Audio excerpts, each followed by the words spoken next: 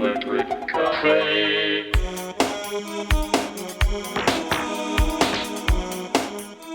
Hey everybody, welcome back to Electric Cafe. In this video I'll be sharing with you, also reviewing the 1985 album by Sade called Promise. And this is the second time I've featured Sade on my channel. I'm going in chronological order. I did review her debut album, Diamond Life, and I gave that a 65 out of 100, right in between good and very good. It's funny, I always get a little bit stumped and by the lack of singles success, especially here in America. When you look at the chart success on Sade, like she had so many songs that you would think were like top 10 hits, and then you look at them and they were like number like 54 or number 30. Like there was some big hits that she had, but when you think about how recognizable some of her songs were, especially in her first four albums, and then you see the chart success, it just doesn't match up.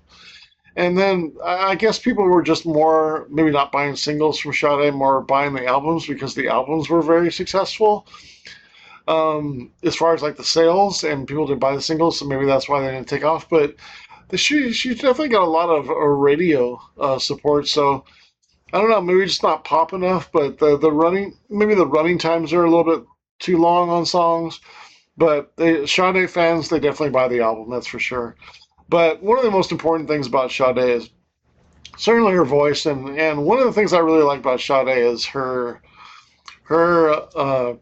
in the way she performs her pacing when she sings. Like nothing's rushed. She sings with such emotion and she sings with such passion. And because the band is so good, and I can't say enough good things about the band, the percussion, the rhythms, the playing, the use of the instruments, the flow, the combination of everything, the mix of everything.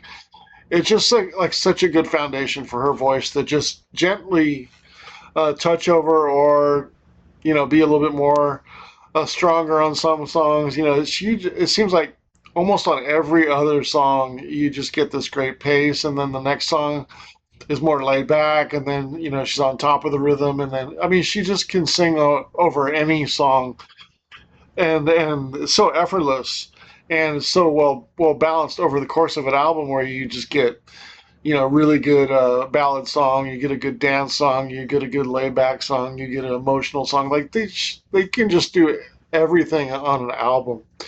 Like when you think of like a cohesive album, like Sade's albums are always really strong, the way they're programmed and the way they're sequenced.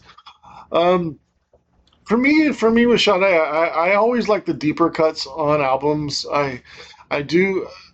You have to forgive me. I am, a DJ at heart. I am kind of a DJ who likes to play the lesser known. Like, if somebody says Sade, play a Sade track, I'm not going to play. I'm not going to go towards Sweet as Taboo, or this song or that song. I'm going to go towards like something that's underground.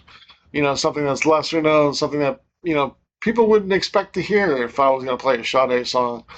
And so that's I always like those songs better, and it's not just because of those reasons. It's just like some songs sort of hit a niche, and it does in a strange way. Like when songs get overplayed, like you don't really want to play those as much. I don't know if I can't be the only one who thinks that when songs just get too much and you just don't want to hear them much, and you like the artist, you like the song, but you would just rather play something else by them. I think when you really get into bands, like that becomes very apparent. Like you're not buying the singles, cassette singles of artists anymore. Or taping their one song that they have. Like you're buying their album, you're playing the deeper tracks on there. You're really getting into the artist. You're buying their B-sides, and you're buying their box sets and their live albums, and whatever it is. But you just get into them more, and you start playing other things more. And I think that shows that you really like the artist, and you really want to be different as a DJ, but also want to get other songs appreciated more, and you feel like this one's less appreciated than that one, and so you want to play something else. It's hard to rate Sade's hits. Like her tracks, they're so catchy, and they're so um, almost part of the fabric of '80s pop music. Like it's hard to rate sometimes. And for me, her hits are usually in the sixes or sevens on my scoring systems, but her lesser known tracks on albums are really the ones that stand out for me, and Diamond Life is no different. If only Diamond Life, her debut album, had a little bit more secondary songs, I think that album would have scored as good as Promised It, or even their later albums. But this album for me is what really kind of got me to like some of the deeper tracks on the album, and it starts with "Is It a Crime?" Similar to like Cherry Pie on the first album, this is kind of one of my early favorites, and one maybe like a cult following for some Sade fans that really like some deeper tracks. I think "Is It a Crime" really stands out well. It does everything she does well in it. You can hear it smoothed out verses, great instrumentation from the band, big moments like in the chorus. Just a really excellent song. My favorite track is a deeper track on here called "You're Not the Man." It's a beautiful track. It's amazing. The saxophone, the piano, the build is great. The beat, seductive, smooth, just like Sade is. Beautiful song, just like she is as well. And "You're Not the Man" is just one of my favorites of early Sade. Just such a beautiful track. "War of the Hearts," another beautiful track. Really love that one. And also "Never as Good as the First Time." What a groove. What a bass line, right? I mean, the percussion in that one and that groove just makes you want to dance. Just great band work on this album. Uh, it ends with some pretty good tracks. Tar Baby, Maureen aren't bad. Punch Drunk, Mr. Wrong, Jezebel is probably the better of those five. But I really, really, really like five tracks, and then five are good. So it kind of blends out to right to be in the middle of a very good and a good album. I gave it a 69 of 100. Can't quite say it's very good for my score.